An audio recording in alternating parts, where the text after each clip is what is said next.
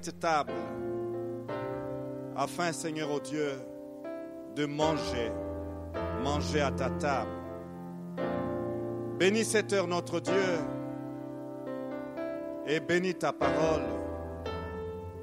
Seigneur, ta parole est le pain de nos âmes. Ta parole est vivante. Ta parole, c'est elle qui nous transforme. C'est elle, Seigneur, oh Dieu, qui nous équipe. C'est elle qui est notre arme offensive. Nous voulons apprendre à la manier, Seigneur, avec dextérité. Père, merci. Bénis mon frère, bénis ma sœur. Bénis ton peuple, ô Dieu, qui s'est détaché et qui a donné priorité, Seigneur, ô Dieu, à cette heure. Tu le bénis en retour. Et cher Saint-Esprit, viens nous assister. Viens nous communiquer la pensée de Dieu alors que nous voulons ouvrir les saints livres. Dans le nom de Jésus, nous prions ainsi, Père. Amen. Shalom, frères et sœurs. Que notre Dieu soit béni et que son nom soit glorifié. Lui qui nous attire encore dans sa présence pour nous amener à l'état des hommes faits. Lui qui nous attire dans sa présence pour nous tailler et nous donner la forme qui lui plaît.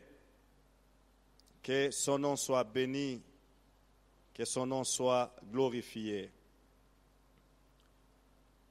La fois dernière, dans notre étude de Josué, pour ceux qui se joignent à nous aujourd'hui, nous étudions le livre de Josué, ça fait passablement de temps. Et la fois passée, nous avons introduit le chapitre 11. Le chapitre 11, nous l'avons souligné la fois passée, c'est le chapitre qui met fin à la conquête ou aux opérations de guerre, aux opérations militaires. Le chapitre 11, comme nous l'avons dit, les livres étaient scindés en deux grandes parties. Une première partie qui parle de la conquête et une deuxième partie qui parle du partage et de la jouissance de la terre promise. Aujourd'hui, nous voulons continuer avec ce chapitre 11 pour dire que nous voulons voir que la conquête a été totale. La conquête du pays de Canaan a été totale d'après ce que la Bible nous révèle. Et pour cela, nous lirons le chapitre 11, à partir du verset 15, jusqu'au dernier verset de ce chapitre, mais nous allons nous appesantir sur 3 ou 4 versets ce soir. Je lis pour nous tous. Josué, verset 15, exécuta les ordres de l'Éternel à Moïse, son serviteur, et de Moïse à Josué, il ne négligea rien de tout ce que l'Éternel avait ordonné à Moïse. C'est ainsi que Josué s'empara de tous ces pays, de la montagne, de tout le Midi, de tous les pays de Gozen, de la vallée de la plaine, de la vallée de la plaine, de la montagne d'Israël et de ses vallées. Depuis la montagne nue qui s'élève vers Séhir jusqu'à Baal-Gad, dans la vallée du Liban, au pied de la montagne d'Hermon. Il prit tous leurs rois, les frappa et les fit mourir. La guerre que soutint Josué contre tous ces rois fut de longue durée. Il n'y eut aucune ville qui fit la paix avec les enfants d'Israël, excepté Gabaon, habité par les Éviens. Ils les prirent toutes en combattant, car l'Éternel permit que ces peuples s'obstinassent à faire la guerre contre Israël, afin qu'Israël les dévouât par interdit, sans qu'il y eût pour eux des miséricordes, et qu'il les détruisit comme l'Éternel l'avait ordonné à Moïse. Dans le même temps, Josué s'est mis en marche et il extermina les Anakim de la montagne d'Hébron, de Débir, d'Anab, de toute la montagne de Juda et de toute la montagne d'Israël. Josué les dévoua par interdit avec leurs villes. Il ne resta point d'Anakim dans le pays des enfants d'Israël. Il n'en resta qu'à Gaza, à Gath et Asdod. Josué s'empara donc de tout le pays, selon tout ce que l'Éternel avait dit à Moïse. Et Josué les donna en héritage à Israël, à chacun sa portion d'après leur tribu, puis le pays fut en repos et sans guerre. Amen. La conquête totale du pays de Canaan. Donc nous allons nous appesantir sur les ordres. Il est dit, il ne négligea rien. Nous allons parler un peu de la négligence. Nous allons parler de la fidélité et nous allons parler de la durée. Lorsque nous lisons le verset 15, il est dit, Josué exécuta les ordres de l'Éternel. Alléluia. Josué exécuta les ordres de l'Éternel. Dans d'autres versions plutôt, il est dit, Josué fit tout ce que l'Éternel avait ordonné. Alléluia. Les ordres. Cela a retenu mon attention. Juste cet élément-là, ordre. Les ordres, au pluriel, j'essayais de sonder la Bible. Le mot ordre, au pluriel, intervient 88 fois dans la Bible. Et le mot ordre au singulier, 243 fois. Alléluia. Selon l'ordre de l'Éternel. Il leur donna l'ordre. Et je me suis dit, à travers juste ces mots, ordre, pluriel ou singulier, j'ai compris que la vie chrétienne, la vie des enfants de Dieu, c'est une vie plutôt que l'on doit vivre selon les ordres de l'Éternel. Alléluia. C'est une vie que l'on vit selon les ordres de notre Sauveur, selon les ordres de notre Maître, selon les ordres de notre Seigneur. Je me dis qu'à chaque question inhérente à la vie chrétienne, il y a un ordre à observer. Il y a un ordre à mettre en pratique. Il y a un ordre à exécuter. Et là, qui dit ordre, suscite déjà une problématique dans notre monde des licences. Un monde où la permissivité est installée comme un système ou mode de vie. La permissivité, je veux dire par là, tout est permis. On se permet un peu de tout. Lorsque on veut ramener les choses dans l'ordre des choses, allez, ça, vous troublez les gens. Lorsque vous donnez les ordres, c'est comme qui dirait, vous provoquez les gens. Les gens n'aiment pas recevoir les ordres. les gens n'aiment pas exécuter les ordres. Et curieusement, les gens ne savent pas donner les ordres. Et les gens n'aiment pas non plus donner les ordres. À commencer par la cellule famille ou la famille cellule. Les ordres, les enfants n'en connaissent rien. Dans la société structurée, les membres de la société n'aiment pas non plus recevoir les ordres.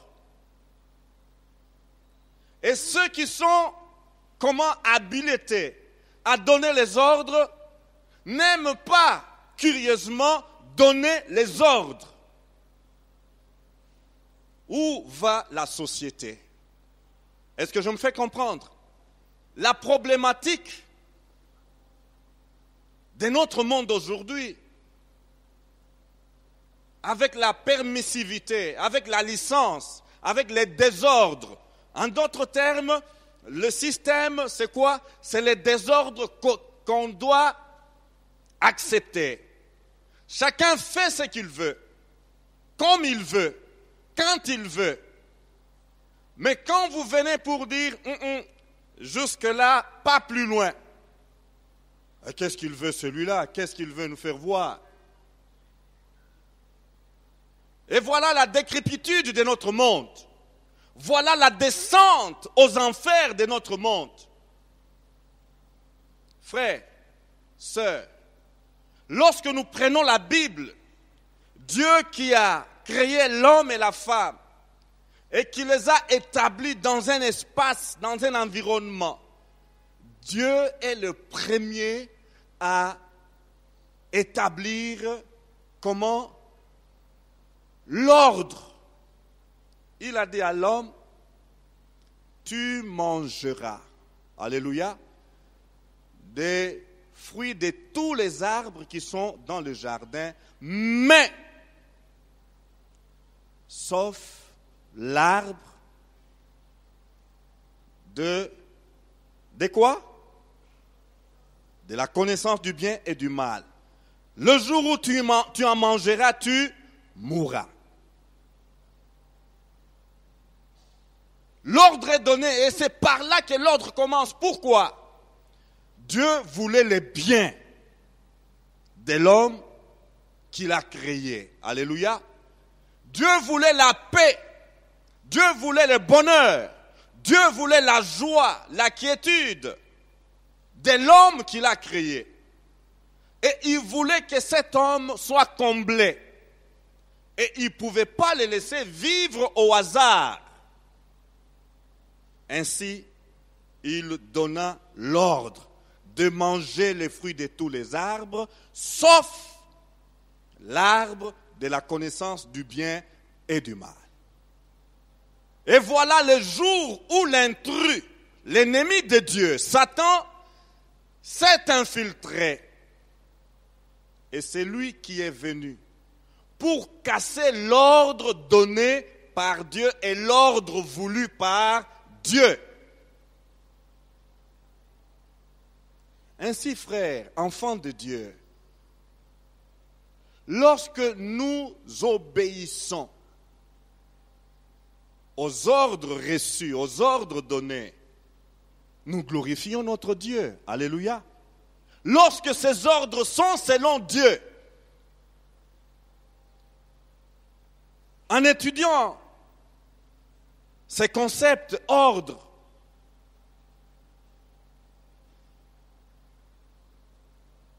je me suis arrêté pour voir qu'avec ces concepts, il y a des implications attachées à ces concepts ordre. Lorsque on parle d'ordre, on voit l'autorité. Alléluia. On voit l'autorité. C'est ainsi que tout à l'heure j'ai fait allusion à la famille. La famille est l'entité de base où ça prend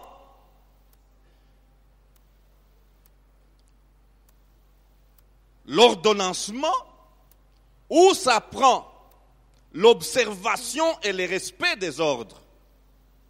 Alléluia. La famille, entité de base, tout s'apprend là-bas.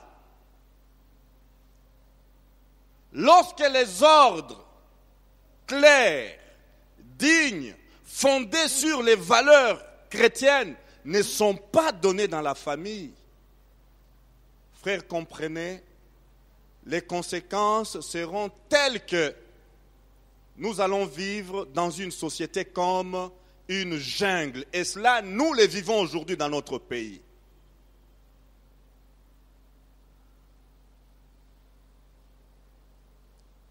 La Bible nous dit, Josué exécuta les ordres de l'Éternel. Et là, nous comprenons que la vie chrétienne, c'est une vie où nous recevons les ordres de celui qui nous a rachetés à grand prix, au prix de son sang. La vie chrétienne, ce n'est pas une vie de licence. La vie chrétienne, ce n'est pas une vie d'anarchie. Ce n'est pas une vie de n'importe quoi. C'est une vie ordonnée. Alléluia. C'est une vie ordonnée. C'est une vie hiérarchisée.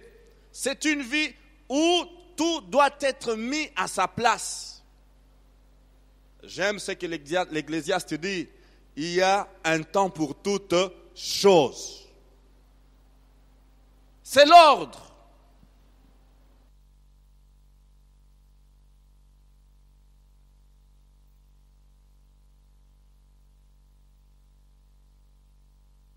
La version Parole de vie dit, le Seigneur avait donné des ordres à ce sujet à Moïse, son serviteur. Moïse les a donnés à Josué et Josué les suit. Il fait tout ce que le Seigneur a commandé à Moïse. Alléluia. Exode chapitre 34, verset 11. Prends garde à ce que je t'ordonne aujourd'hui. C'est Dieu qui parle à Moïse. Le verset 12. Garde-toi de faire alliance avec les habitants du pays où tu dois entrer, de peur qu'il ne soit un piège pour toi. De peur qu'il ne soit quoi? Un piège pour toi. Verset 13. Au contraire, vous renverserez leurs autels, vous briserez leurs statues et vous abattrez leurs idoles. Voilà les ordres donnés à Moïse par Dieu. Et Moïse, dans ces ordres, il les a aussi transmis à Josué. Deutéronome, chapitre 7, verset 2 nous dit, c'est Moïse qui parle à Josué. Lorsque l'Éternel, ton Dieu, te les aura livrés, donc les nations païennes, et que tu les auras battus, tu les dévoueras par intérêt. Tu ne traiteras point d'alliance avec elles, et tu ne leur feras point grâce. Alléluia. Les ordres clairs qui sont donnés à ses serviteurs. Lorsque nous prenons cette dimension d'ordre reçu par Moïse et reçu par Josué, nous les transposons dans le Nouveau Testament. Nous les transposons dans notre marche chrétienne. Frères, sœurs, combien cela doit nous interpeller. Par définition, le mot ordre signifie acte par lequel un chef, une autorité, manifeste sa volonté. Ordre, c'est aussi l'ensemble des dispositions impératives. Des dispositions comment? Impératives. Donc des dispositions qu'on ne négocie pas. Des dispositions qui ne sont pas facultatives. Dispositions auxquelles on se soumet. Dispositions qu'on met en pratique. Dispositions auxquelles on est appelé à obéir. Alléluia. Frères, sœurs, nous insistons sur ces choses. Pourquoi?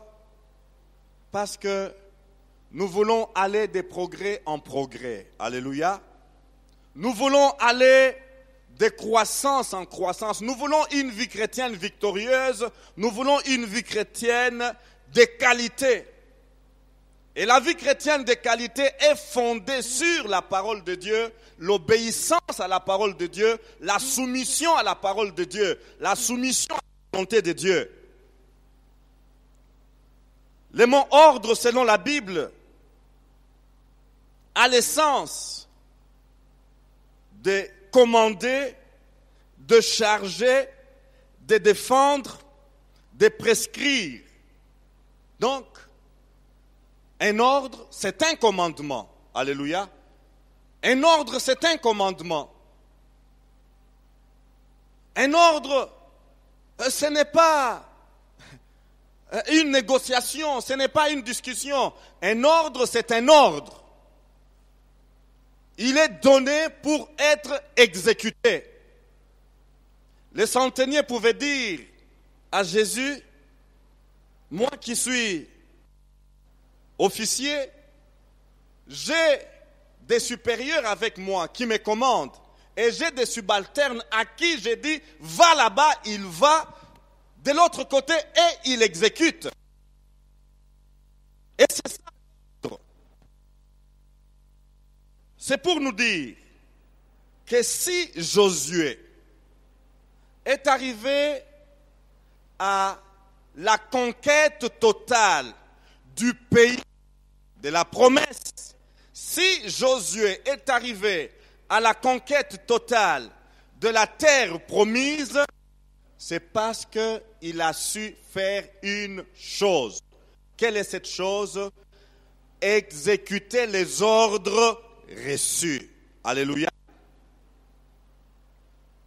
Frères et sœurs, nous avons la révélation de la parole de Dieu avec nous. Nous n'avons pas besoin qu'on vienne prophétiser pour nous pour vivre une vie chrétienne de victoire. Nous n'avons pas besoin qu'on vienne prophétiser pour nous pour le travail, pour qu'on ait une vie bénie. Nous n'avons qu'à mettre à exécution les ordres que Dieu a donnés dans tel et tel autre domaine de la vie. Alléluia. Dans le domaine du travail, que nous dit Dieu, que nous dit sa parole, que c'est lui, retenez bien, ce n'est pas celui qui ne travaille pas, que c'est lui qui ne veut pas. Je me fais comprendre?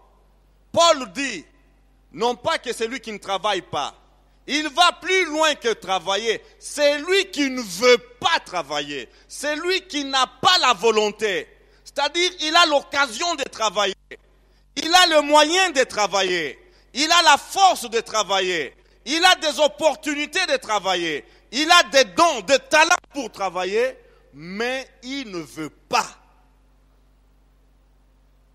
Que celui qui ne veut pas travailler ne mange pas non plus. Alléluia. C'est un ordre. Dans le domaine du travail. Que tout ce que ta main trouve à faire avec ta force, fais-le. Alléluia. Que tout ce que ta main trouve à faire avec ta force, fais-le. Je m'arrête un peu ici, alors que je parle du travail. Je passe quelques émissions avec quelques sœurs ces derniers temps. On enregistrait. Alors, j'ai posé dans ces mois de la femme, comment faire pour que la génération future de jeunes filles et jeunes garçons ne puisse pas sombrer dans la misère, ne puisse pas sombrer dans les antivaleurs. Alors les braves sœurs m'ont dit, mais non, la maman doit être modèle. La maman doit être une influence positive pour ses filles, pour ses garçons. Alors je me suis arrêté. J'ai dit, bon, je pense que s'il y a un travail à faire, j'ai une enquête à mener auprès de celle qui vous a élevé vous. Qu'est-ce qu'elle a fait pour que vous soyez ce que vous êtes dans la société? Alléluia. Et je me suis adressé à ces sœurs de cette manière-là. On ne connaît qu'en partie.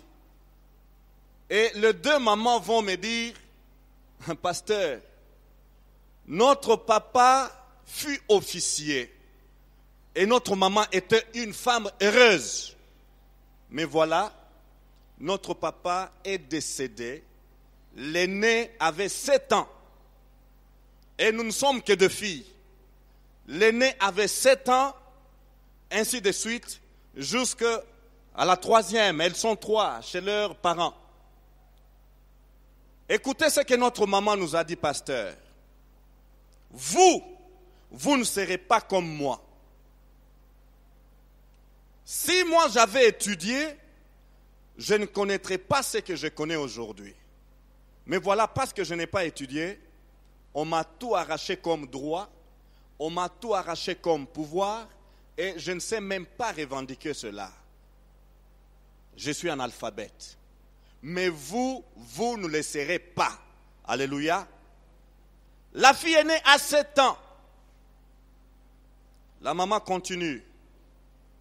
Le Dieu que nous invoquons, ce Dieu-là, s'il doit vous bénir, il viendra vous bénir dans cette maison. Vous ne mendierez jamais. Alléluia. Vous ne mendiez. Ce sont des ordres que les enfants reçoivent. L'aîné a 7 ans. Vous ne vivrez jamais de la mendicité, vous, mes filles. 2. 3. Vous partez à l'école. De retour à la maison, 1 heure de repos, 1 heure de répétition. Après les 2 heures, nous allons à la terre travailler.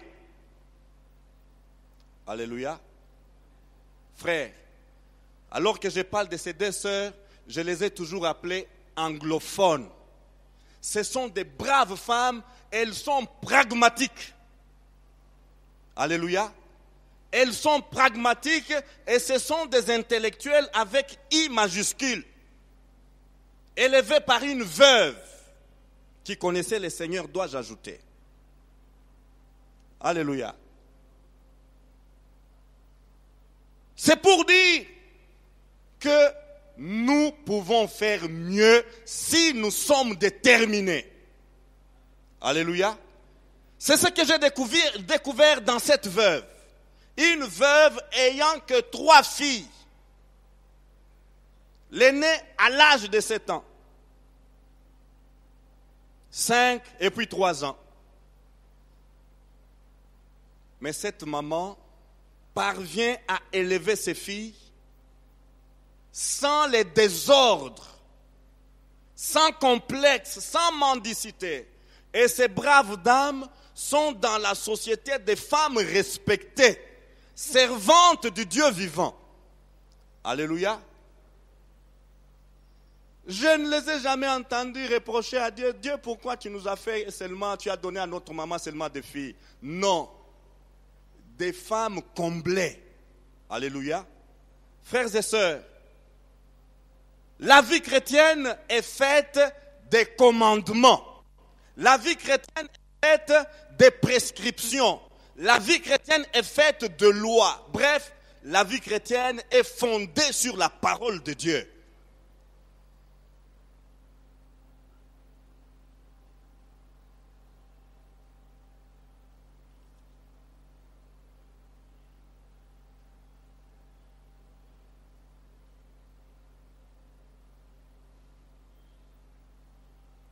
beaucoup de choses à dire sur ces concepts ordre.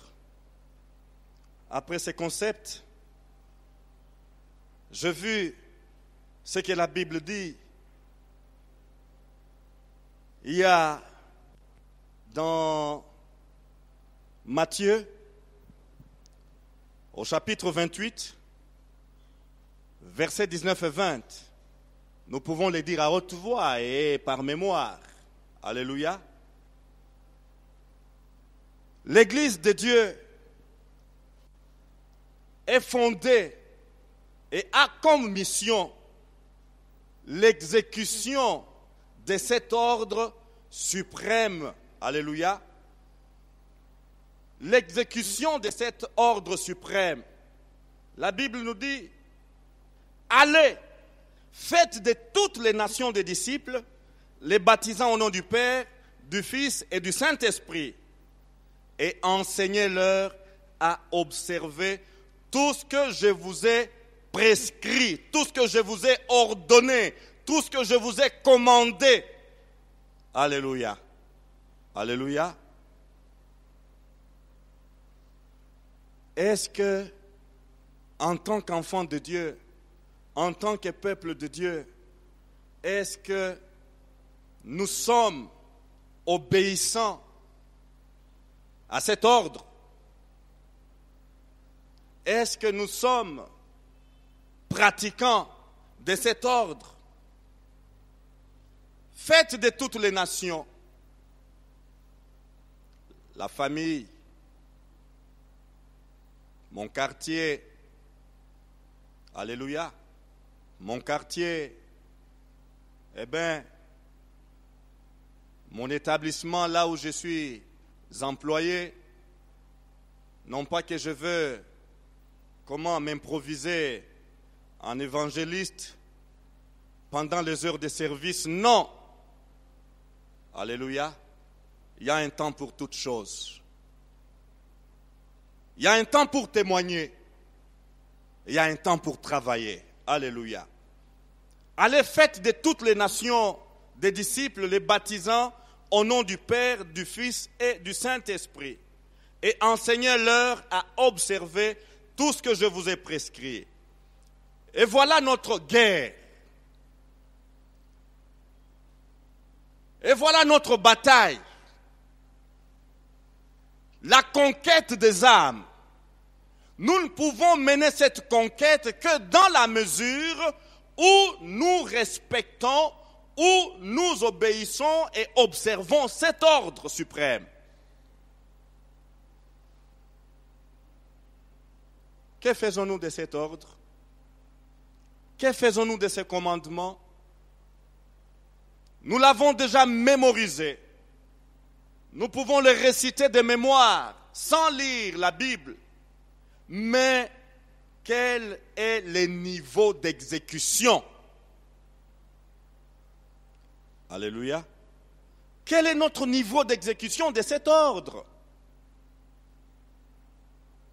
Et c'est là que l'Église connaît des problèmes dans sa conquête des âmes, dans sa conquête des non-convertis, dans sa conquête des sorciers, dans sa conquête, oui, des féticheurs, dans sa conquête, oui, de toutes ces personnes qui vivent encore dans l'obscurité des ténèbres.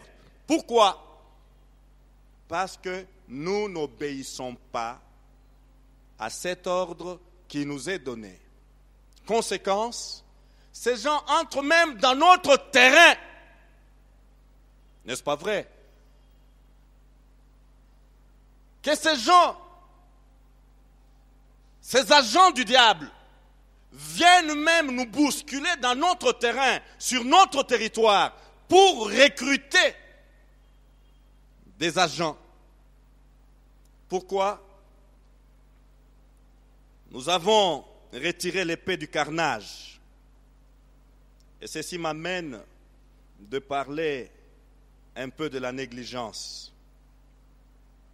Nous avons négligé cet ordre. Et il y a bien d'autres ordres chrétiens que nous avons négligés. La Bible nous dit, dans les épîtres de Paul, marchez selon l'esprit et vous n'accomplirez pas les désirs de la chair. N'est-ce pas un ordre? N'est-ce pas un ordre? C'est impératif. Ce n'est pas si vous voulez. Lorsque cela vous semble bon, vous pouvez ne pas marcher selon l'esprit. Non, marchez selon l'esprit et vous n'accomplirez pas les désirs de la chair. C'est un ordre, c'est un impératif, c'est un commandement. Mais aujourd'hui, où sommes-nous? Quel est notre niveau d'exécution de cet ordre? Marcher selon l'esprit.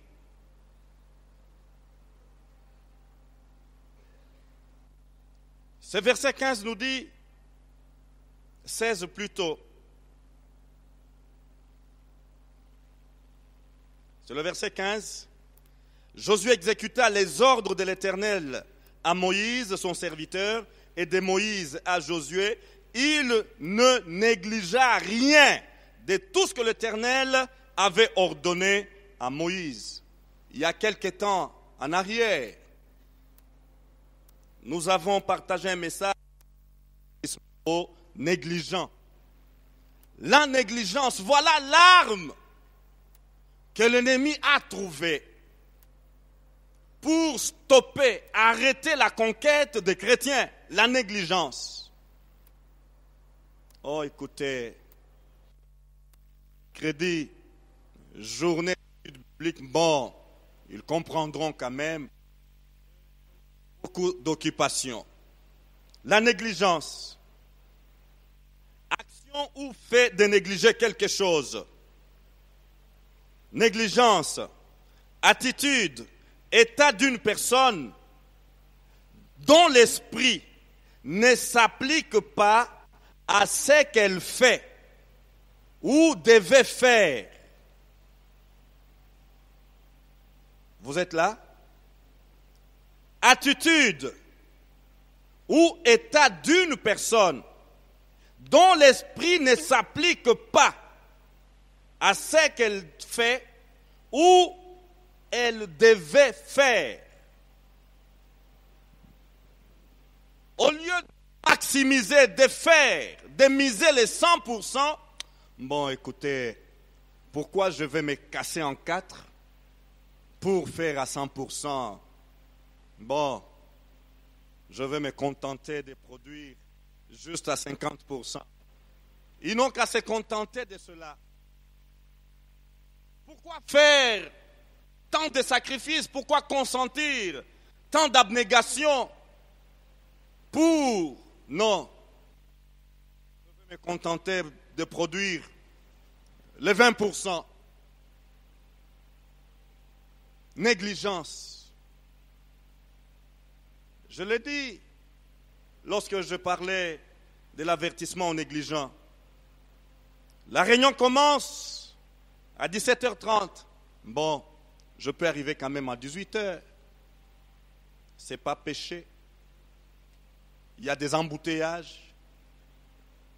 Le transport est compliqué. Négligence. Frères et sœurs, le culte commence à 7h30 le dimanche. Et vous voyez les chrétiens qui arrivent. À quelle heure? À 8h, 8h passées, sans gêne. Sans gêne. Quel témoignage! Quel témoignage! Or, la Bible nous dit, veillez parce que vous ne connaissez ni le jour ni l'heure. Alléluia. La vie chrétienne n'est pas une vie de négligence, frères et sœurs, je vous en supplie. La parabole des 10 vierges nous en parle de manière profonde. 5 étaient sages, 5 étaient folles. Les folles n'avaient pas de provisions. Et le moment venu, elles vont aller chez les sages pour dire « Aidez-nous un peu avec votre provision ». Les autres ont dit « S'il vous plaît, allez là au coin, chez les boutiquiers, vous allez vous approvisionner à la source. Ce que nous avons est juste suffisant pour nous. Alléluia. Ce que nous avons est juste suffisant pour nous. Et nous avons vu les concepts de provision dans ces livres. Josué a dit à ses officiers, dites au peuple de se faire des provisions. Alléluia. Dites au peuple de se préparer des provisions. Et les 5 folles sont sorties chercher la provision en huile. Et quand elles vont rentrer, la porte était déjà fermée. Je ne vous ai jamais connu. Éloignez-vous de moi. Éloignez-vous de moi, vous qui êtes négligents. Je ne vous ai jamais connu. Mais Seigneur, mais j'ai fait des miracles en ton nom. Seigneur, j'ai chassé les démons en ton nom. Seigneur, j'ai guéri les malades en ton nom. Seigneur, j'ai opéré ceci, j'ai opéré cela en ton nom. Éloignez-vous de moi, je ne vous ai jamais connu. Qui dit cela? Qui dit cela? Pourtant, elles étaient toutes les 10 vierges.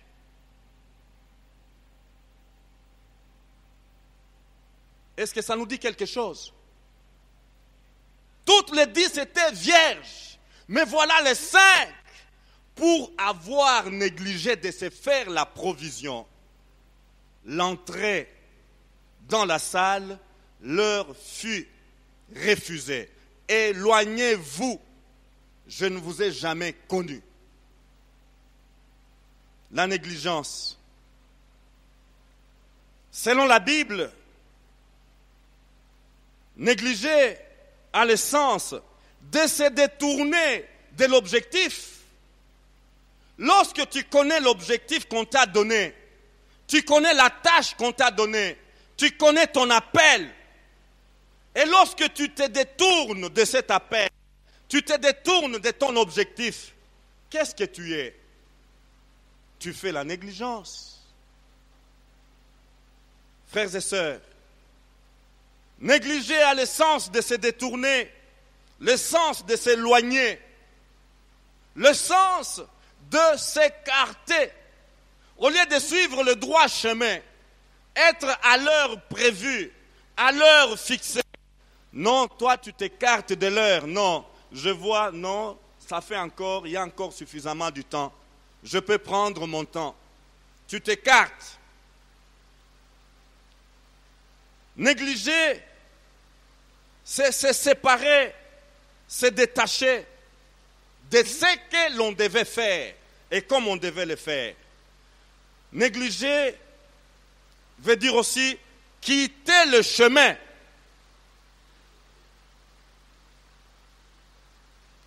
On t'a engagé pour être au poste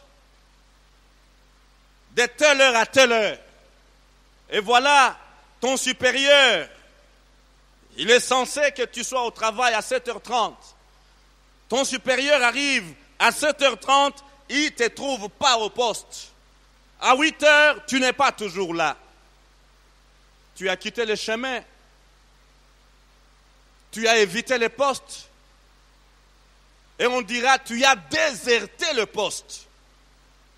La négligence. Que Dieu nous aide, frères et sœurs, dans la foi, à éviter la négligence. C'est un mal qui affaiblit le témoignage de l'Église, la négligence. Alléluia. Je me fais comprendre. La négligence dans la discipline personnelle. On tolère tout, on tolère tout, on tolère tout. On est même plus bon que la bonté. On est bonasse.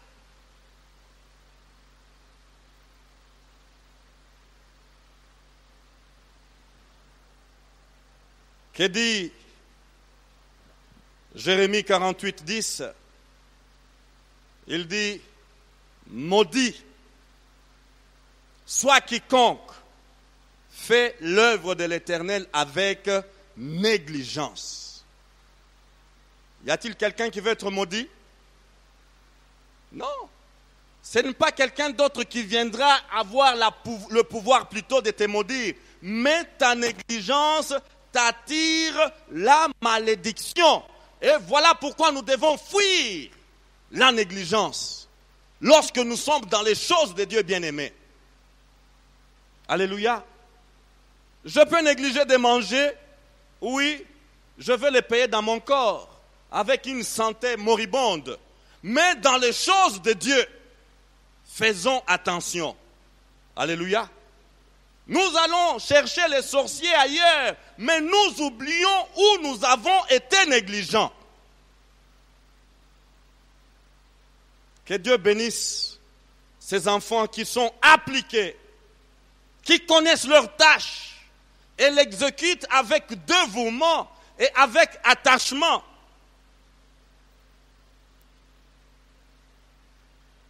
Quoi encore?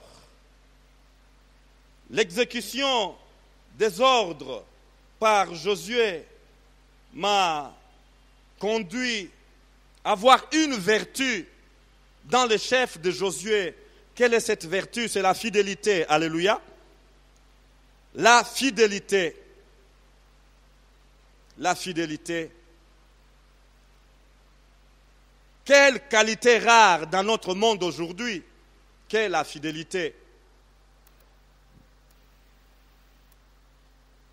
La fidélité,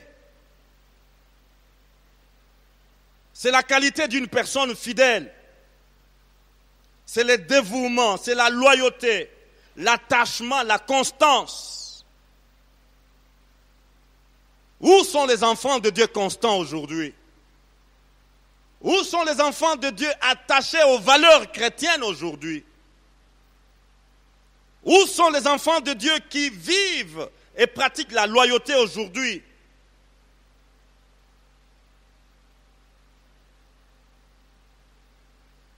Une personne fidèle, c'est une personne stable, une personne sûre, alléluia, une personne sûre, sur qui on peut compter. Une personne fidèle, c'est une personne, oui, digne de confiance, une personne fiable. Je peux donner ma main à couper pour cette personne-là. Alléluia. Je peux donner ma main à couper. Pourquoi? Ce n'est pas une personne à double face. Alléluia. Ce n'est pas une personne à deux visages. Les dimanches, il tape les mains. Alléluia. Amen. Mais il suffit qu'il quitte l'assemblée. Vous allez vous demander, est-ce que cette sœur-là, une personne fidèle, c'est une personne, donc, stable, digne de confiance, une personne loyale. Et c'est là que la fidélité est une qualité rare. La Bible pose cette question. Un homme fidèle, où le trouvera-t-on? Il n'y a que Dieu seul qui est fidèle. Alléluia. Il n'y a que Dieu seul qui a cet attribut, la fidélité. Dieu ne peut mentir. Dieu ne peut avoir le double face. Alléluia. Il reste saint, vrai, véridique, authentique. Notre Dieu. Alléluia. Mais une chose est vraie pour vous et moi. L'Esprit de Dieu en nous, le Saint-Esprit qui habite en nous, il est en nous pour produire la nature de Dieu en nous. Alléluia. Si nous laissons le Saint-Esprit nous contrôler, si nous laissons le Saint-Esprit, comment nous conduire, et si nous acceptons de marcher selon l'Esprit, frère, on peut aussi dire non. Les frères là, on peut tout dire. C'est un frère stable. Cette sœur-là, c'est une sœur constante. Depuis que je l'ai rencontrée, depuis que je l'ai vu passer par les eaux de baptême, je ne l'ai jamais trouvé dans des situations embarrassantes. Alléluia. Alléluia. Digne de confiance. Pourquoi? le Saint-Esprit produit en nous les fruits de l'Esprit. Alléluia. Les fruits de l'Esprit, c'est la nature divine. La nature que vient développer l'Esprit de Dieu en nous. Et comprenez, lorsque nous avons parlé de soyons les imitateurs de Dieu, nous avons dit, si nous voulons imiter Dieu, marchons dans la plénitude du Saint-Esprit. Alléluia. Non pas dans la plénitude de la chair. La chair dérange. La chair trouble. La chair, c'est quoi? C'est l'infidélité. La chair, c'est quoi? C'est la déloyauté. La chair, c'est quoi? C'est l'inconstance, la chair. Mais lorsque le Saint-Esprit qui habite en nous, lorsque nous lui laissons le temps de faire son travail, Seigneur, non pas ma volonté, mais que ta volonté soit faite. Alléluia. Non pas ma volonté, mais que ta volonté soit faite. Frère, cette nature de Dieu sera développée en vous et moi. Alléluia. Et nous aurons des chrétiens fidèles, des chrétiens loyaux, des chrétiens constants et stables, dignes de confiance. Les entreprises cherchent aujourd'hui des gestionnaires et des gérants dignes de confiance. Pourquoi? Vous confiez l'entreprise à tel, aïe aïe aïe, demain vous trouvez autre situation financière. Vous donnez le véhicule à tel chauffeur, et il vient, il vous dit, maman, la voiture est tombée en panne depuis 10 heures, je me suis battu, je n'ai pas travaillé aujourd'hui. Or, il a roulé toute la journée et à 18 heures avant de retourner la voiture, il a mis une panne, comment dirais-je,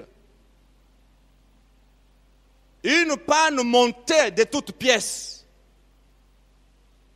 pour mettre l'argent dans sa poche. Où trouvera-t-on des chauffeurs fidèles? Alléluia. Oui, nous recevons des demandes ici. S'il vous plaît, j'ai donné ma voiture au point que j'ai mis sur le caillou parce qu'on m'a pillé par les chauffeurs que j'ai engagés.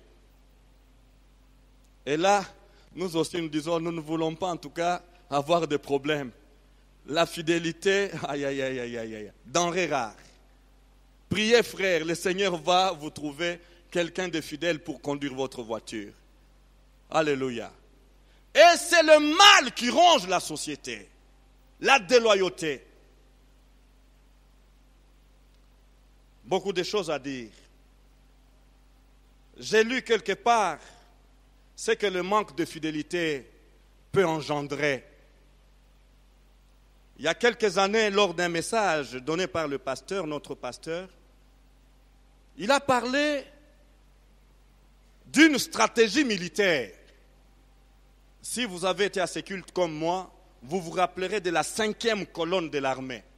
Aumônier se retrouve facilement. La 5e colonne. Ça vous dit quelque chose? Un général ayant encerclé une grande ville dans le but de la conquérir, cette ville était hautement fortifiée, comme Jéricho, j'ajoute, par un mur et un portail immense et important. Le général avait encerclé la ville, prêt à l'attaquer. Un de ses amis s'approcha de lui en disant, mon général, comment comptez-vous venir au bout des défenses de cette ville? Jusqu'à présent, personne n'a réussi à s'emparer de cette grande ville. Le général lui sourit et dit, c'est ma 5e colonne. Je compte sur elle pour arriver à mes fins. Très intrigué, l'ami du général demanda, c'est quoi cette 5e colonne? Je croyais que vous n'en aviez que 4. Et le général de répondre, j'ai une 5e colonne. Oh, je vois, dit l'homme, est-il d'une unité de commando spécial ou des troupes aéroportées? L'homme demanda au général. Le général s'est mis à dire, non, ce n'est rien de tout cela. Ma 5e colonne, ce sont mes espions, agents et supporters qui sont déjà à l'intérieur de la ville. Vous comprenez la 5e colonne? C'est le cas que nous vivons au pays ici. La 5e colonne travaille au RDC. Vous me saisissez? La 5e colonne n'est pas un secret, ça passe. On le voit. J'ai mes esprits, j'ai mes agents, j'ai mes supporters, j'ai mes amis qui sont déjà à l'intérieur de cette ville fortifiée. Dit le général. Attendez et vous verrez. Ils ouvriront cette immense de l'intérieur. Et mes troupes s'y précipiteront. La 5e colonne comprend les personnes infidèles. Je me fais comprendre? La 5e colonne, ce sont des personnes qui opèrent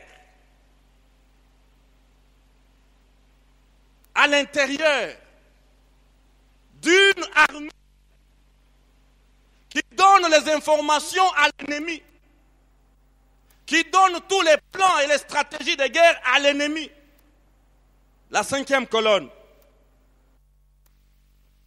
La 5e colonne comprend les personnes infidèles, les personnes à 2 visages, doubles, et les personnes mécontentes, présentes dans toute organisation et même dans l'armée. Et chose grave, très grave, c'est quoi? Dans une église, qu'il puisse s'y trouver la 5e colonne. Ça, c'est très grave. Je me fais comprendre. Pourquoi je donne cet exemple? Pour que l'infidélité ou le manque de loyauté n'est pas mentionné dans l'église de Jésus-Christ. Alléluia. Le manque de loyauté, le manque de fidélité, le manque d'attachement à Dieu, à Christ et à son œuvre ne doivent pas être mentionnés dans l'église de Jésus-Christ. Que Dieu nous aide, frères et sœurs, à laisser le Saint-Esprit nous rendre fidèles, dignes de confiance, des chrétiens stables, des chrétiens dignes de confiance, des chrétiens sûrs, alléluia, non pas des chrétiens à double visage. Si Josué a réussi à mener cette conquête, alors dans tous les 4 coins du pays de la promesse, c'est parce qu'il était loyal à Dieu. Il était loyal à Dieu, il était fidèle à Dieu. Et Dieu lui a donné des compagnons fidèles. Souvenez-vous d'Akan, qu'on a extirpé de la société pour aller désormais de conquête à conquête. Ne soyons pas, s'il vous plaît, des Akans. Que Dieu nous préserve de cela. Baissons nos têtes, s'il vous plaît.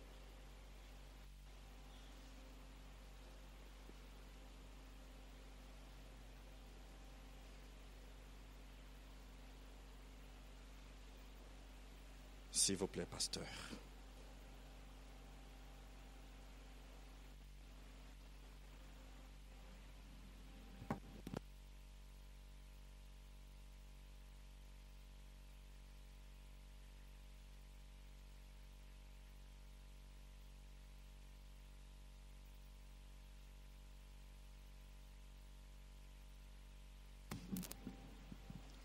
Alléluia.